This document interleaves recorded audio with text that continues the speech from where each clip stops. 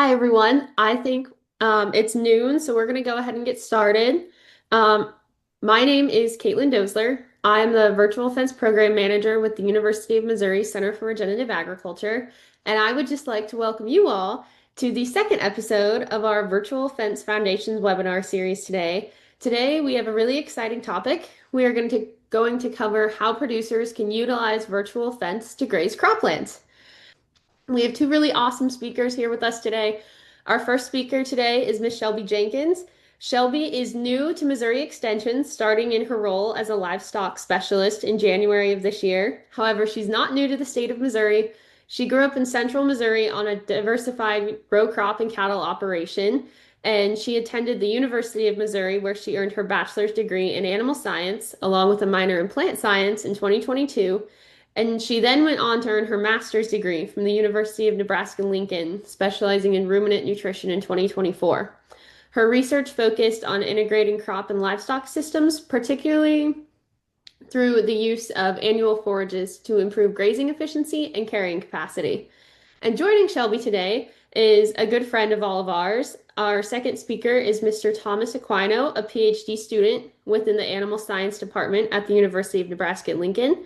His PhD research focuses on identifying new ways to implement virtual fencing technologies in a variety of grazing systems across Nebraska and the U.S., with the goal of his research to improve the productivity of cattle producers by identifying how virtual fence technologies can be implemented at the ranch level. So we're going to hear some awesome grazing tips and information from Shelby, and then Thomas is going to give us his firsthand experience with the technology. So with that, Shelby, take it away.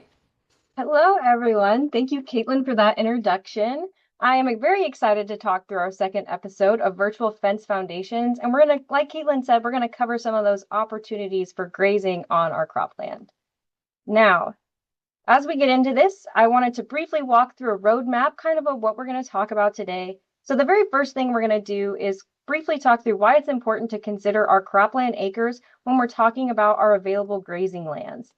And then I wanted to go over some of our cover crop species that I think work well here in the state of Missouri. And then we're going to look at the current grazing recommendations and explore how virtual fencing might be able to help us maximize some of these different opportunities. And then again, as Caitlin said, our highlight is going to be listening to Thomas talk about some current efforts with virtual fencing on cropland. And then we're going to briefly go through some of those same cost share opportunities that Caitlin shared with us last time, just so that everybody has a chance to ask those questions about those things. And then we're going to open it up the floor for questions. So first up, why should a producer consider grazing their cropland? And to me, this kind of goes back to a common problem I see here in Missouri, and that's access to pasture ground. In this state, as well as much of the Midwest, a lot of this land has been transitioning into crop production. In fact, 10.1 million acres were converted to cropland across the Midwest between 2008 and 2016, and the majority of these acres were coming from historical grasslands. And so this has really created a problem and has led us to this other issue where now Missouri alone has 2.3 times more cropland than pasture, according to the last census by the USDA. So it kind of makes sense now to start thinking about if we have these acres, and a lot of times it looks just like this picture below, where we have a pasture right next to our cropland, thinking about how we can get our cattle onto that cropland to gain some extra forage for ourselves. And so here are four common cash crops from where I'm at here in Missouri, especially in this northwest part of the state. And the shaded months represent historically where we might expect those crops to be growing on our cropland. And then those gaps where it wasn't shading and are now squared out, you can see leave many months where there's opportunity for us to plant a cover crop or an annual forage to take advantage of those acres. And really, what I want to stress here today is that there is no one size fits all to these annual forage species. From these dates and pictures, you guys can clearly see that you can fill whatever gap in forage production that you have with an annual forage, and we can work it into our cash crop systems. Now, we're going to briefly go through what are some of our options for cover crops. And we went through this slide just a second ago, but I bring it up again to remind us that for most people, our cover crop is secondary to the cash crop. And so we need to think about our big planting opportunities as in this summer to early fall, as you see in the winter wheat and the silage, or in that late fall to that late fall period that we see after our corn and soybean acres. Now, I always like to think about our options for cover crops based on kind of those two time points I was talking about when we want to establish them. And so the earlier we are into the summer and fall, meaning the warmer it is, the more likely it is to going to make sense to plant a warm season grass like a sorghum sudan grass or a millet. These with those warm temperatures, we can really take advantage of those acres. And then as we move to the early to late fall period, we can start thinking about some small cereal grains and throwing in maybe a brassica species in there to add some really high quality and get some good biomass growth. The other thing beyond planting day is when we want to be grazing the forages that we're wanting to be using. And so this graph is going to pop up again throughout this presentation. And really what it tells us is the growth rate of these species and when they're experiencing that fastest growth rate according to the month.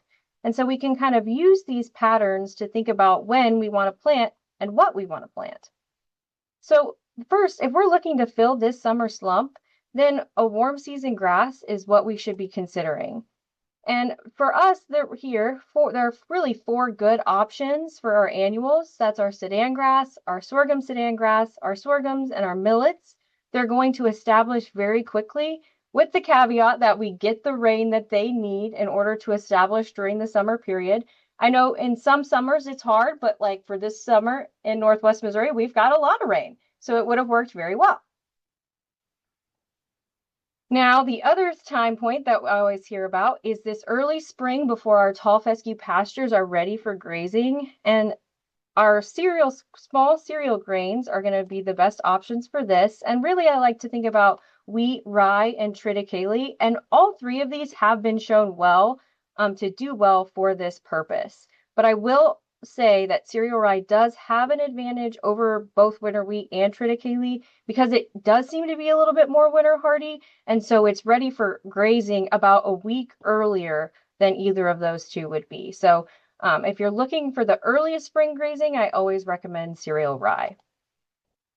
Now, the other part of this is planting date becomes extremely important. And so this study by Mirsky and others really demonstrated the importance of getting that small cereal grain into the ground early. This study was done in Pennsylvania with planting dates ranging from August 25th to October 15th. And you can really see these first three planting dates from late August to mid-September. There's a lot of biomass out there.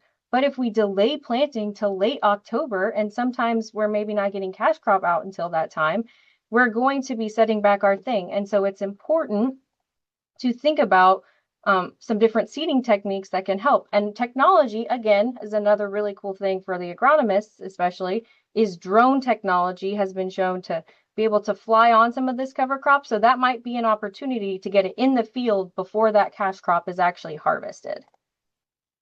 Now, if the goal is for fall or winter grazing, we can use either cash crop residue, like our corn residues, or we can plant an annual forage, and those are all going to work well. So for our options for stockpile, I put corn residue first on this list because it's kind of separate in my mind because it's kind of that low-hanging fruit. It's a forage resource that's really already around and often very close to home for many of us. So whenever we think about it, especially for the fall and winter, it's a really great place to start if you're looking to dip your toe into grazing on cropland. Next are all things that do really well if they're given that chance to grow and they have those warm days to do so. So oats and brassicas, those first two on the list, are going to give us that high quality forage which would be great for if you have fall calving cows, because at that time they're going to be in a really high nutrient need. Whereas these warm season annuals like your millets and your sorghum sudan are going to be a good option if you're looking to create lots of biomass that's not super high quality, like you don't want your dry spring calving cows to be getting fat over the winter. So that's all good, but let's really get into the meat and potatoes and the star of our show, which is grazing and how virtual fencing can help us improve that on these acres. And I really think it's important to start with where our current recommendations even are. So some research out of Nebraska would suggest that rather than starting at 10 inches, which is oftentimes what we see recommended, we should start grazing our small cereal grains in the spring at 5 inches, which is great because it's going to get us out there earlier.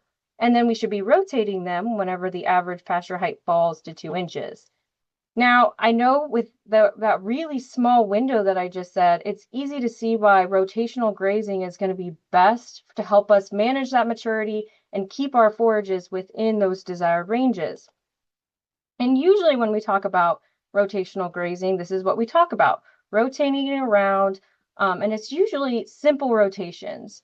And that comes back to what really probably brought us all here today, is that fencing on cropland, right? So on the left, I have a picture of a field here in Missouri, and this field does have permanent fencing around it, but it doesn't have any cross fencing inside of it. This brings me to a very important point, and I think one that we see a lot.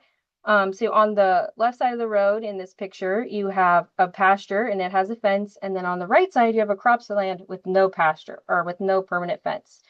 Virtual fencing is not a replacement for that permanent physical barrier around your pasture. It is only meant to function as a cross fence. So I know that there are many fields out there that look just like this one, but it's important that we can go out and still put a physical fence around it, even if that's just a single strand electric.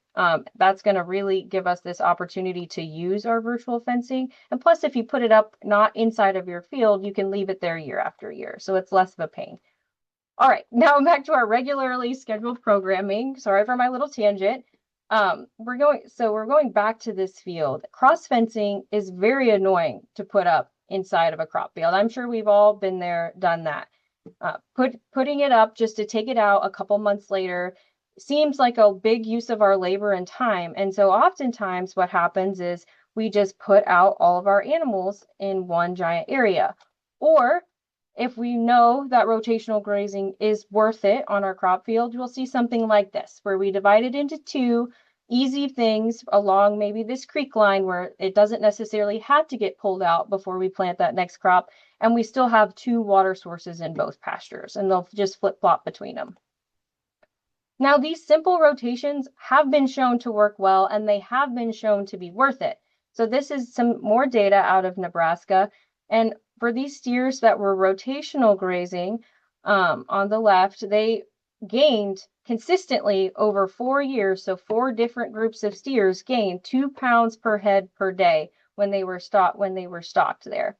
Now, in some unpublished data where we stocked some steers about the same size and at about the same rate, they actually lost weight throughout that grazing period simply because if you look at the forage difference between these two, and they both started at about the same grazing height, because they were able to be selective and let that grass mature, they actually decreased the quality decreased to such a way that they were losing weight over time. And so this is why we really stress that we should be rotational grazing our pastures in order to keep our animal performance high and prevent some disasters where we might lose weight.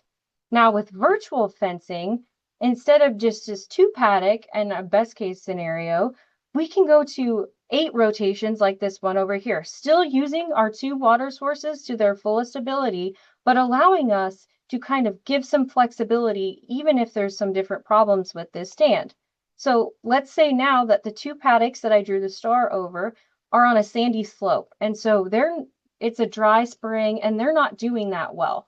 Now we have the ability to only keep the cattle on there for 1 to 2 days, even a half a day if that's all that there is for grazing, and then move them on quickly and leave them on these other places for longer that have grass that's doing well. So this really gives us some flexibility in our management. Some other really cool opportunities I see are moving our animals off of our cropland during strategic time. So I think about, especially in the early spring, or if you're grazing something in the summer before planting again, nobody wants pugging and everyone's worried about compaction, right?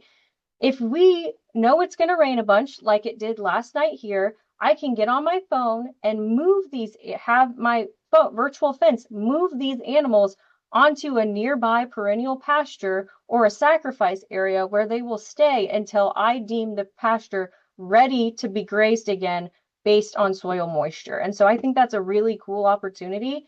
And the other thing is we can help keep our animals out of these sensitive areas where erosion is already a problem. If we keep them out of these ditches and these creeks, we can prevent them from adding to the erosion that's already going on in that field and really slow down that process. And I think that's a really big other opportunity that we would have with virtual fencing. That's just not a super priority whenever we're talking about fencing on cropland. Now, if we're going to look at grazing our warm seasons while they're actively growing, we again see that rotational grazing is what is suggested. It's just now the starting height is 24 to 30 inches, and then we want to rotate them when it reaches an average of 8 inches. With these warm seasons, what I think the big opportunity for virtual fencing is to help us overcome this problem that we see.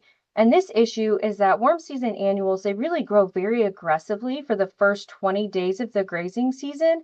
And then that growth starts to taper out as our temperatures start to cool off.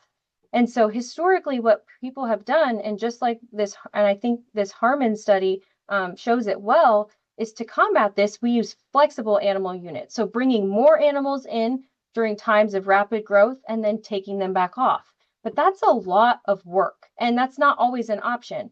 I know, like for my personal operation, we don't have flexible stocking units. We just have the animals that we have, and we don't want to be managing them in separate groups if they're supposed to be one. And so create a more intense system at the beginning of the grazing season. So speeding them through these rotations quicker, allowing them access to this first side and then going to the back and then back and forth all the way through this on maybe 1-day rotations, whatever it takes to keep up with that forage. And then as the season goes on and we have less biomass, we can slow down again.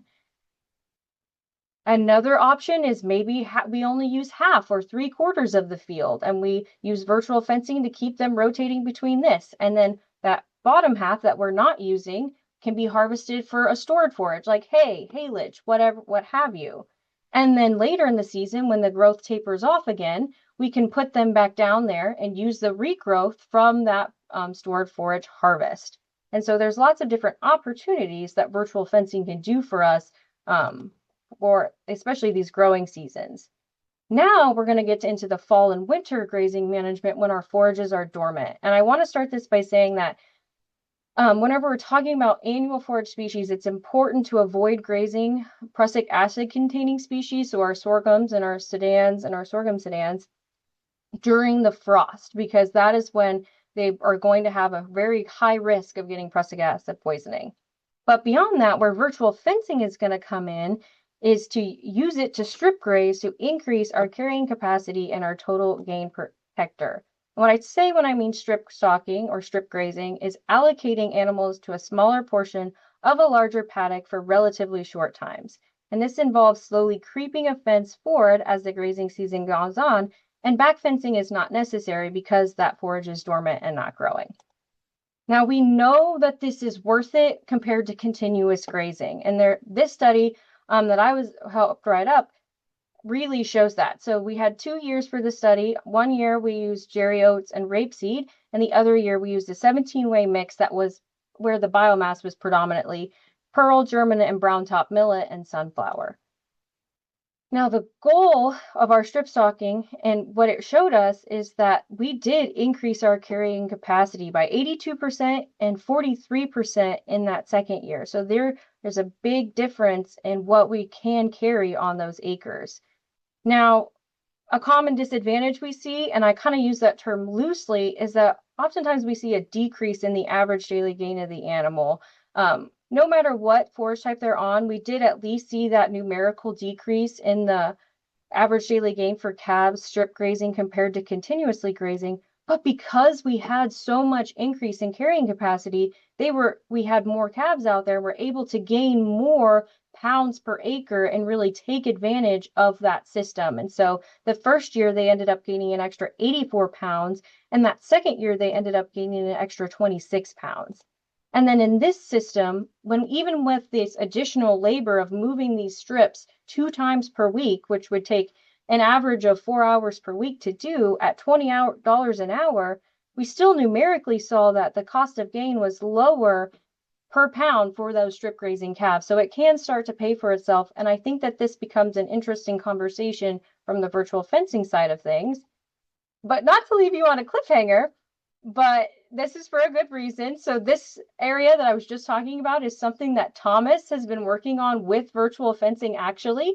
And so I'm going to turn it over to him to talk about the strip grazing of cover crops that he's working on at UNL. So I will stop sharing and let Thomas take it from here. Perfect. Well, thanks for that introduction, Shelby. You did a fantastic job of setting me up. So yeah, like Shelby mentioned, I'll go ahead and share some of the work that we've done out here in Nebraska, looking at using virtual fence on some cover crops and strip grazing. So just to kind of bring everybody up to speed and talk a little bit about virtual fence, right? It really is, in my opinion, the future of grazing management. We've got some data over several trials in Nebraska that this virtual fence technology creates incredibly effective boundaries. So those steers, those animals that are wearing the virtual fence collars, will learn to associate the sound cues that those collars make with that virtual boundary. And we've seen containment rates over 99% across most of our trials and data that we've seen here in Nebraska. So what that means is that less than 1% of the time, those animals are actually escaped or outside of those virtual boundaries. I will add that it is variable across animals. So sometimes what you'll see is that there's a few animals in the herd that are maybe more responsible for trying to escape and interacting with that boundary, but still very effective. The beauty of the virtual fence, like Shelby touched on, is that we don't need those electric cross fences, right? So we still need a physical perimeter around our pastures or our grazing areas, but the sky's the limit for cross fencing and how we want to subdivide and break up those larger pastures. And that really gives us an opportunity to target grazing at certain times, certain species, certain areas, and also to use virtual fence for strip grazing or other sorts of rotational grazing. So there's a ton of data and a ton of literature out there on using virtual fence to manage grazing in several different settings. There's a lot of work out of the Western United States and very extensive sort of range cattle systems. And there's also a fair amount of work on grazing dairy cattle in places like New Zealand. So a little bit smaller scale, more intensive rotational grazing.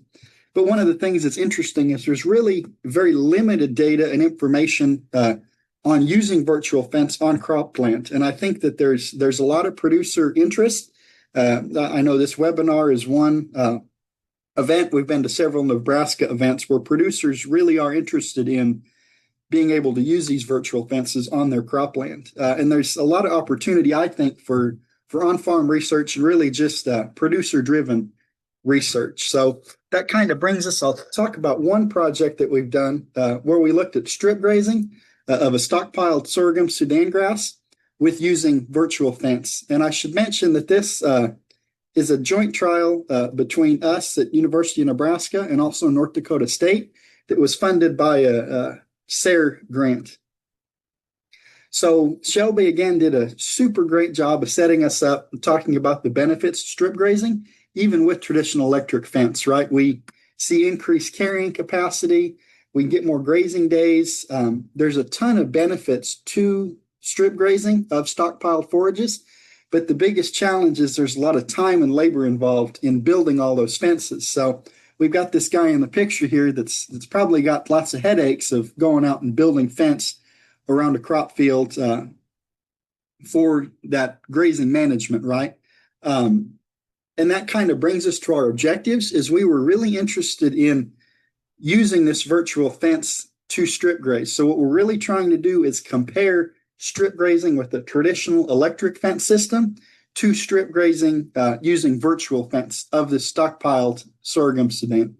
So again, with the virtual fence, there's no physical strips in our pastures. what we're doing is going in and drawing those lines virtually and creating virtual fences that act as the strip or the front fences for the cattle. And then the beauty of that is that we can allocate new strips or allow cattle to access that new area virtually through the user interface of the VF system. So this is just a map that sort of outlines our pasture design here. And you can see we've got several different treatments here. So our virtual fence is this orange dotted line. And that was strip grazing that we managed purely with the virtual fence system. And then the other treatment we had was strip grazing with the traditional electric fence. So it was the same size and the same area that they were strip grazing. We just went out and constructed physical electric, single strand electric fence to keep those cattle contained within each strip. We also had an area that was continuously grazed and then also an ungrazed control. So we turned these cattle out about the middle of November, about November 15th in the winter of 2024. And then we pull these cattle off. They grazed everything by about February 1st.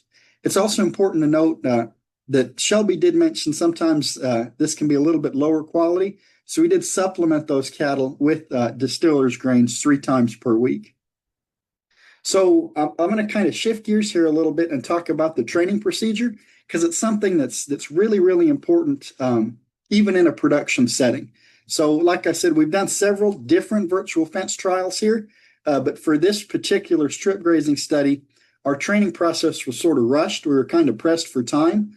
And so we kind of got in a hurry to get these cattle out onto the pasture. And there were some consequences, if you will, that I'm going to talk about here in just a second. So the really key point that I want to leave you guys with is that if you are interested in virtual fence or you plan to use virtual fence, make sure that you build in some time to allow those cattle a training period. Usually about 2 weeks is what we've seen works pretty well. So the consequences that I'm going to talk about is in terms of containment rate. And essentially what containment rate is we look at all of the GPS points from these virtual fence collars, and all of the points that are within the virtual fence boundary that we've drawn are considered contained. And then the percentage of points that are outside are what we call escaped or not contained. And so if we look in week 1 at the very beginning of this trial period, we saw a little bit lower containment rates, about 80%. And part of the reason for that is, like I mentioned, the training procedure was rushed. And so these cattle that we put on this field were almost learning. It was like on-the-job training. These first few weeks, what we saw is that they were still learning and familiarizing themselves with the virtual fence system. But I should also note that as we get week 3, 4, 5 onto the end of the trial period, that containment rate was 99%, right? It was right up there with the other data we've seen. Super effective at keeping these cattle in their area. So just to kind of visualize what that containment looks like, each red dot that you see represents a GPS point from one of the collars. But in the first 2 weeks, you'll see there's a lot of points side of the virtual boundary. So in weeks 1 and 2, we had a lot of cattle that would get out into these other strips. One thing that we did have going for us or helping us is that water point was right here where the star is. So if those cattle would get out, they'd always come back to water. So getting back to the study and looking at, again, that comparison between virtual fence and electric fence to manage strip grazing, there was no difference in the efficacy or animal performance when we used virtual fence or electric fence for strip grazing. So the animals were effectively contained in both the virtual fence and electric fence system. And I've got a really cool picture here. You can see on the left side of the screen, we've got this tall forage. This would be a new strip that the cattle are moving into. And on the right side would be a old strip or the previous area that they'd grazed. And you can see this really definitive line here. I promise that there was not an electric fence there. That's the line that was created by the virtual fence, keeping the cattle contained and not getting out or escaping or trying to get this other forage. Very, very effective system. still going with the results. Again, there was no difference.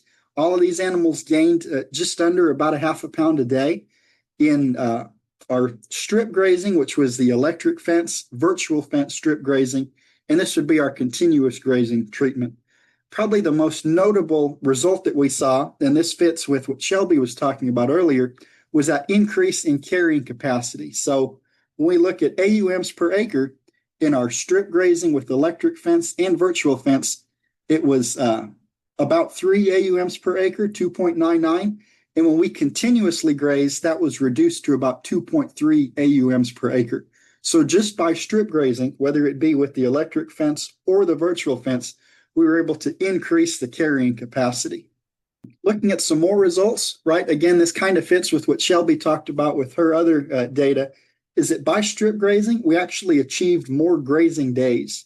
So when we turned all these cattle out at the same date in mid-November, and those continuous grazing groups actually used all the forage, ate everything before the strip groups did. So we had to pull the continuously grazing groups off 54 days after turnout. But the strip grazing with electric fence and virtual fence, they actually were able to stay out on the pasture for 70 days. So we got an increase in the number of grazing days that these cattle were out on pasture. Again, that carrying capacity increase that I talked about, just from continuous grazing by implementing strip grazing management, we were able to increase that carrying capacity.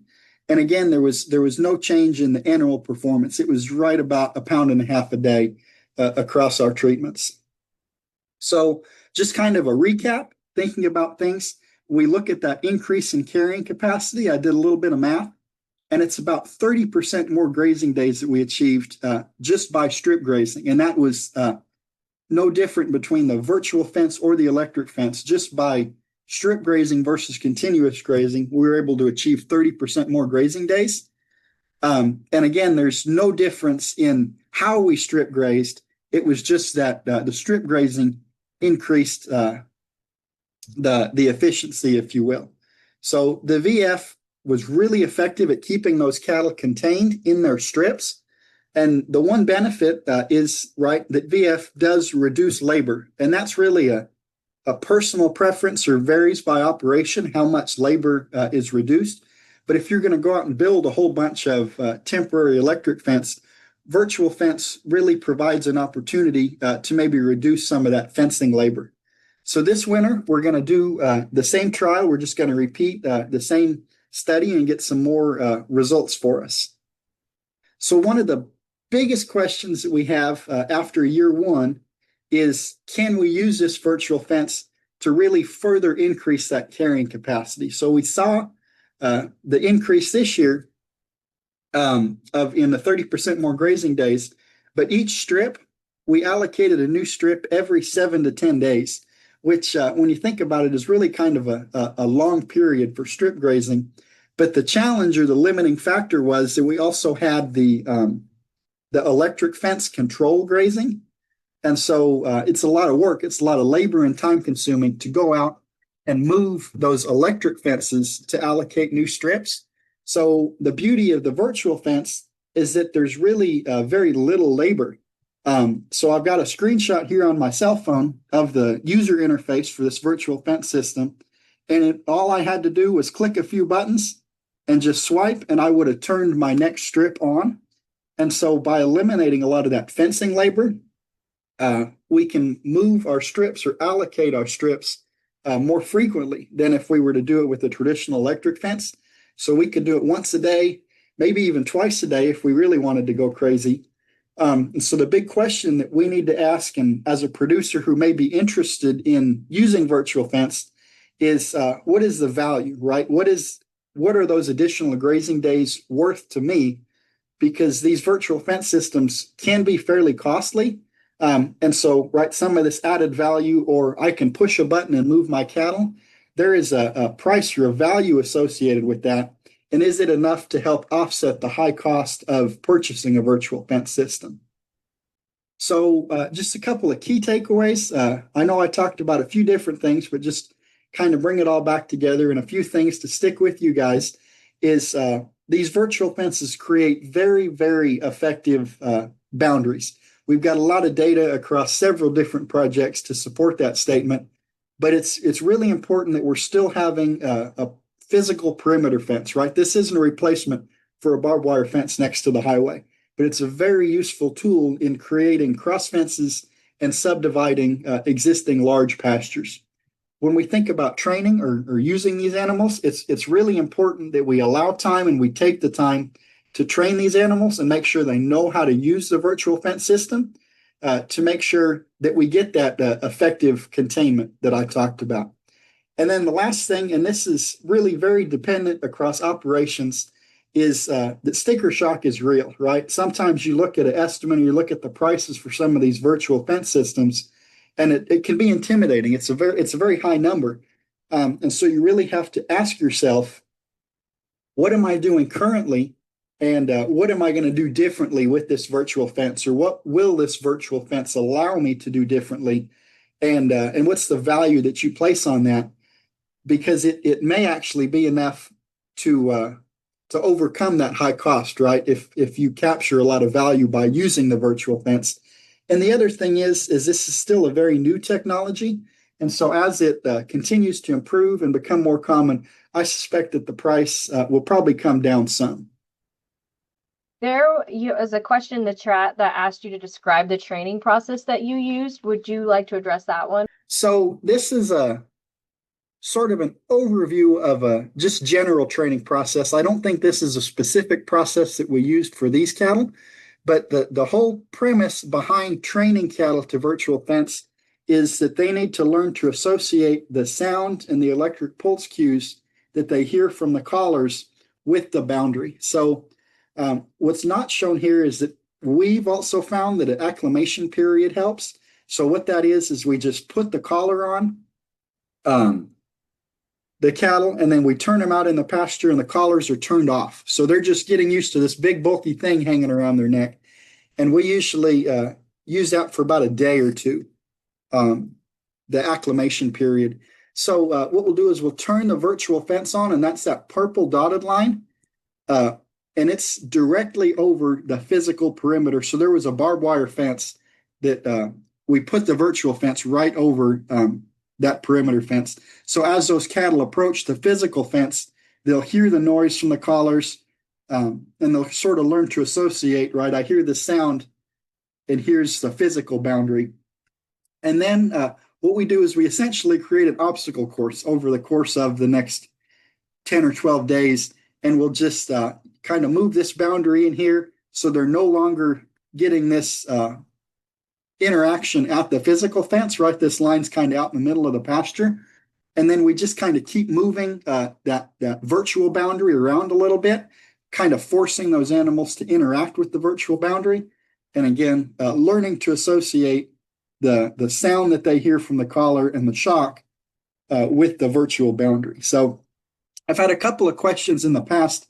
The cattle aren't necessarily learning where the fence is. All the cattle are doing is learning, I heard this sound, now I need to go the other way or this collar is going to shock me, if that makes sense. Oh, I was like, I can throw a question to Thomas just because I'm curious. Thomas, a lot of times it's a big learning curve, right? Stepping into this new technology. What do you think has been like your biggest learning curve trying to learn it? And like what advice could you give to producers that are wanting to try it out for the first time? I think initially when we started this virtual fence thing, probably about 2 years ago now, I was very intimidated by the user interface. Obviously, you guys can see my performance. I'm not super tech savvy, which is surprising, but I was really kind of intimidated by using this interface and learning what all the buttons and bells and whistles did. And it was really a lot easier than I thought it was going to be.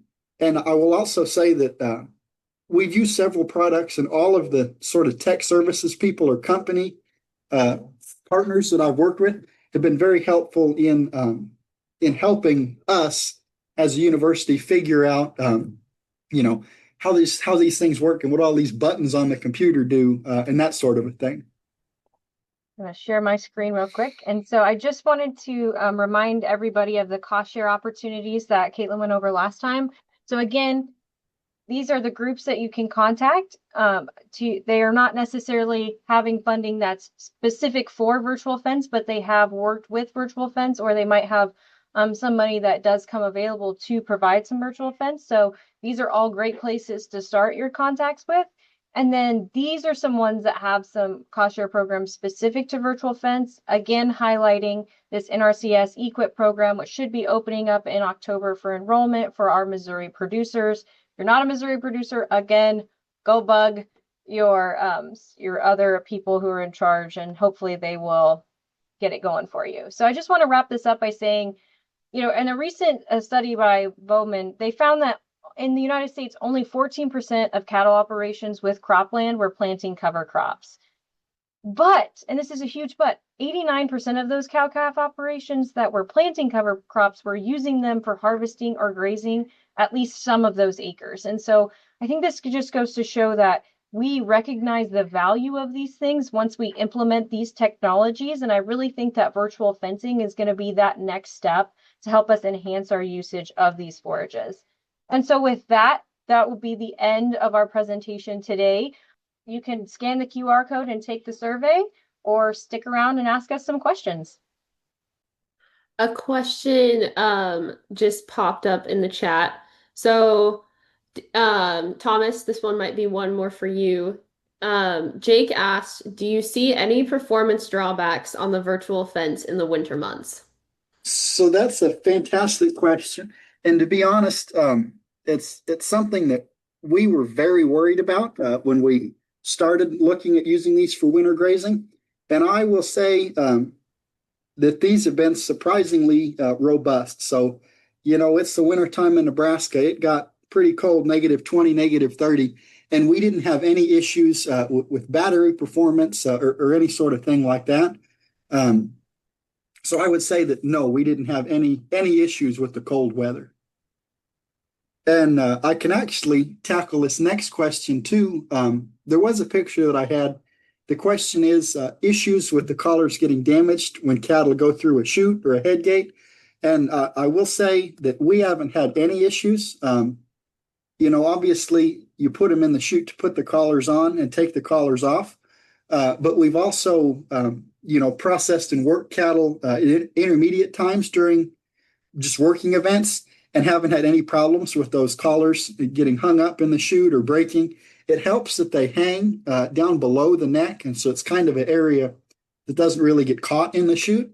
And I'll also add that we've had these collars and we've put cattle on trailers wearing collars and haven't really had any issues with things getting stuck or breaking or anything like that.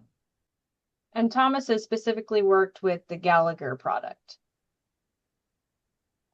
I think he said that, but just to make sure everybody knows for sure. Do you want to talk a little bit about the cellular collars and just kind of like how they compare to the tower-based collars, Thomas, and how you kind of compare the two? Yeah, so I guess I'm not sure the best way to answer, because it's very dependent on your operation, right? And I know there's a lot of concerns with producers about connectivity. And I will say that we've used the cellular collars primarily, and we haven't had any issues. There's the field that we did this trial I talked about on. I can't hardly make a phone call or send a text message, and we've had no problem in using the collars.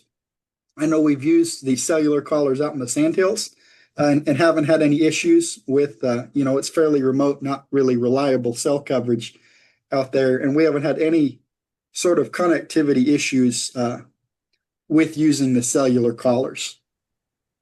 And then Matthew had an interesting question earlier that I think we can go back over.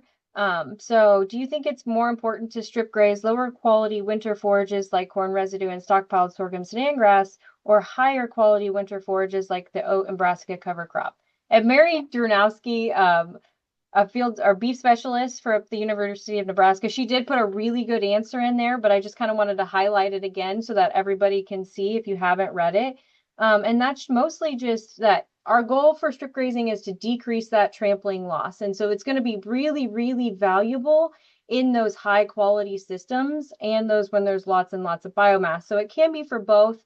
But I think if you go back to some of that data that I presented earlier, where it's not directly comparing it, but the magnitude that you can decrease the animal performance is looks much greater for those high quality forage systems. And so I think that it's very valuable in those high quality forage systems. And if I could only pick one, I think that's where I would spend my money, if that makes sense.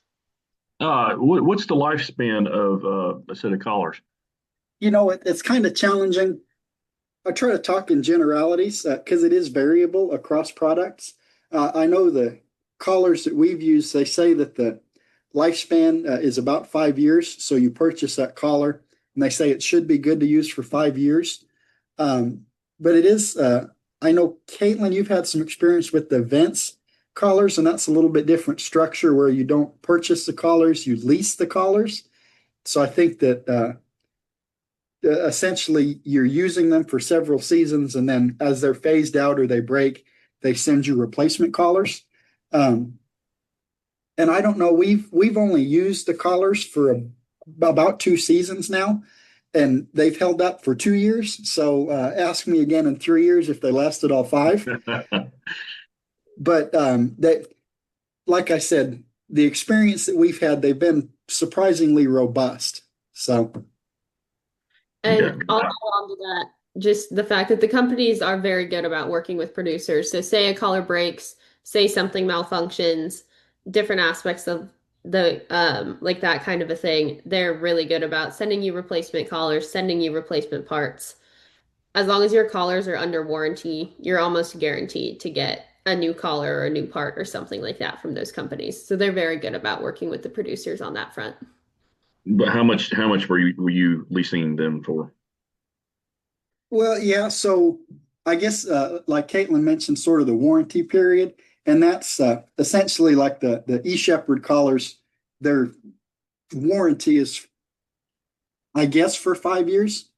Um, So, right, if I buy these collars and something breaks within that 5 year period, it'll get replaced. I'm not sure about the specifics on the vent system, Caitlin. I think honestly, with the vents collars, they were replacing them because they were updating the technology that was in the collars, and so they were essentially replacing them faster than they were breaking, if you will. Yeah, Andrew, and on the terms of like cost wise, so like if you're looking at like leasing the collars, and so that's technically from the companies like Halter and Vents, that ranges anywhere on average from like $40 to $66 per year per head. And then if you're going to just like outright buy the collars from a company like No Fence or eShepherd, then you're going to range anywhere from that. I think it's like 200 to $350 per head. It depends on the number of head you buy and kind of different factors like that. But there we have like a price fact sheet and different things like that. So if you reach out to any one of us after the program, we can share that information with you as well. Okay. And the NRCS, I saw something about NRCS funding some of it. What are the ongoing? Do you know of any of the programs that are going on about that yet? I can mention it about the state of Missouri. So, with the state of Missouri, we got some really good news from the state level. They are planning to implement it for the 2026 fiscal year as of now. So, that means Missouri producers should be able to start applying for the program this October. Fingers crossed, everything goes well, and that's still the case in October. Everything's on track right now. A lot of the local offices don't have too much information on it yet. They're still going through training processes and different kinds of things. And so more information should be coming out on it soon. But basically, the way those programs would work is if you get accepted into the EQIP program for virtual fence, they would provide funding to help you buy the collars and pay for the towers and the subscription fee for year one. And then you would basically roll over into another contracts for years 2 through 5, where they would continue to help provide payment for the yearly fees and different things like that associated with the collars. So it'll be a really good program when it's up and running. I'm really excited for it for Missouri producers. You said something about a tower. Are you talking about a physical tower out there, or are you just talking about like something to talk to satellites or whatnot? Thomas, do you want to talk about the differences between the cellular collars and the tower-based collars? Yeah, I can. Unfortunately, I don't have fancy slides pulled together for this, but there's two different systems. When you use virtual fence, there's what Caitlin had talked about is sort of a cellular based, and that is that the collar communicates with a cell tower, just like the Verizon tower, down the road that your cell phone talks to. Those collars are actually communicating with the cell tower. And then there's a second system that uses essentially radio transmitters, and those collars are communicating with the with that smaller radio tower that you're putting up on your operation. If that makes sense. And so that system is more prevalent in areas where cell connectivity isn't as great. The early virtual fence systems use that technology, and it's just one of those things where there are both options available. Is one better than the other one? That's the million-dollar question. It's very dependent on your operation. So again, connectivity is probably the biggest concern.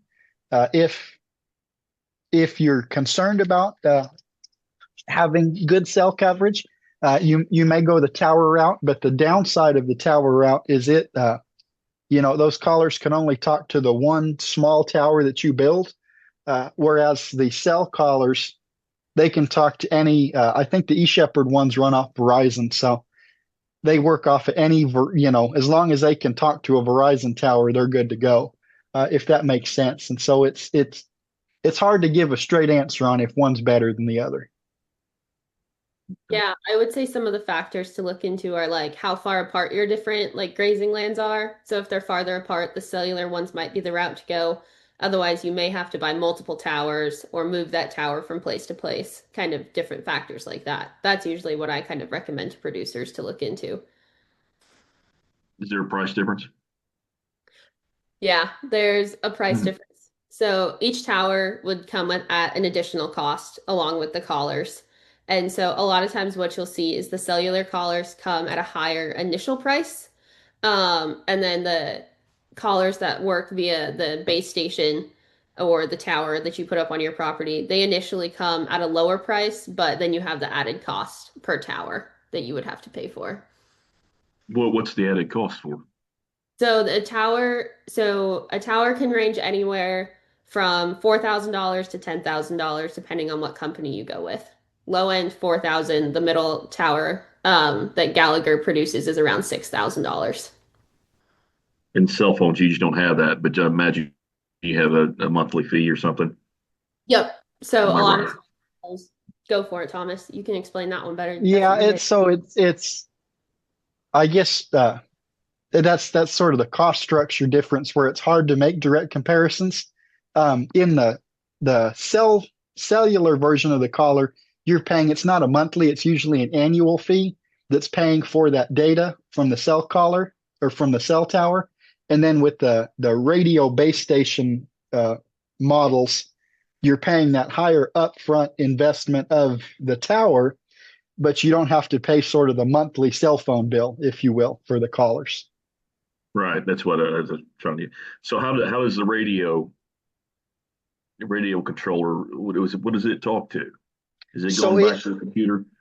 yeah, so it's actually in a roundabout way communicating with a cell tower, Okay, I got you. essentially. Yeah, I got you. So you're just going. I see what you're saying.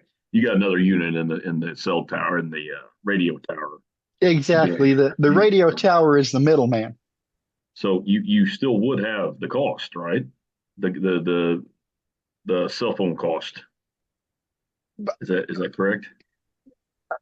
sort of, yes, because right. So there's y- the to answer the question is where you're paying sort of the service fee, right?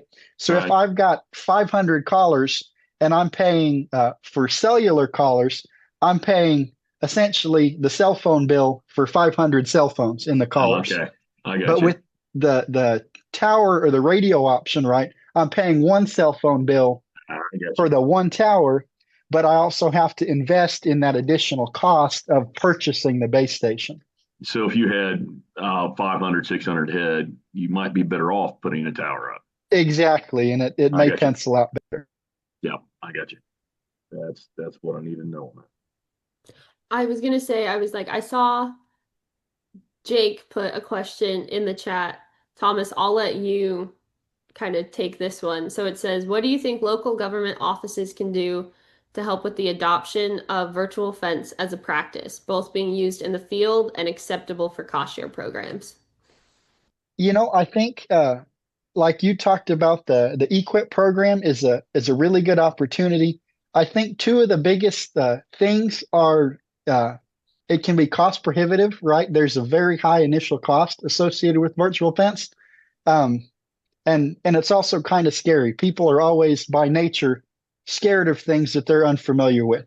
And so I think local government, even like this extension event, is a great way to just put it out in front of people. And it's still so new that I think a lot of people kind of don't really have an opinion formed yet on virtual fence. And so any sort of positive press that we can put out there to really encourage people, maybe not to use it, but to consider it, would be sort of the best recommendations or answer that I would give to that question. I Yeah, I completely would second what Thomas says. Like, just right now, we're in such early days of this technology that it's all about exposing people to it, telling people that it's there, that it exists, putting, the names of like Caitlin and Thomas and, on in their radar so that they know who they could go to if they have questions and things like that. I think you guys hit the nail on the head with that one. It's all about showing people the technology because Right, people won't know, they won't have cost share programs unless they actually know it works. right. And kind of what the question makes me think, like, think back, how did, researchers and people in the government offices get people to implement rotational grazing in general? A lot of publications came out, a lot of people started talking and doing pasture walks, and I think that's what the government offices are good at doing now. They put on a lot of good grazing schools, with the university, and then there's just other like native warm season grass conferences and things like that. Just add that, like we're doing here, add that to your list of things. Caitlin's got a lot of people located throughout the state who are implementing virtual fence now. So like we said, get connected with Caitlin and get people over to their operations to see it. And then I think people, figuring out that it works, right? Because you got to first convince them, why should I do rotational grazing? And then you got to convince them, okay, why is virtual fence better than just polywire fence or hard electric fence? And then you got to go from there and show people that it works and stuff. Yeah, going off of what Matthew said, I have a list of producers all across the state, from sheep and goat producers to cattle producers, working with all the different companies with virtual fence. And so, if anyone wants to talk to a producer firsthand and kind of about their experiences and their opinions and stuff like that, feel free to reach out and I can make those connections for you. They love to talk about it. It's their new fun thing. So they really enjoy getting to talk about it like we do. Someone asked if you can add new cows to a group without training them if the original cows are already trained. What do you think it would work? What do you think? So that is a fantastic question. To answer it eloquently, I don't know. I think the companies do not recommend sort of introducing cows in the middle, right? If you're going to put an animal in a virtually fenced system, you need to take the time to train that animal. Now, I will say that I do know, and we have seen firsthand, that these collars are like riding a bicycle. So you can train a cow to the virtual fence system, and she can graze for 6 months, and then you can go take the collar off, put her in a dry lot for the winter, whatever you need to do. And if you put the collar back on and turn her out again, they remember how to use the system. But in terms of, adding a trainer cow or something, right? Do they learn from their friends? I don't know, and I don't know that there's any concrete evidence to support or disprove that claim, if that makes sense. I will say, sort of a firsthand experience, if you go out in a pasture and watch as they graze in groups, if they hear one collar, it doesn't matter if it's theirs or someone else's, if those cattle hear a collar make a noise, usually the whole group kind of stops and figures out who made the noise and then turn away. But in terms of sort of training, I really don't know. Yeah, I think that's very accurate.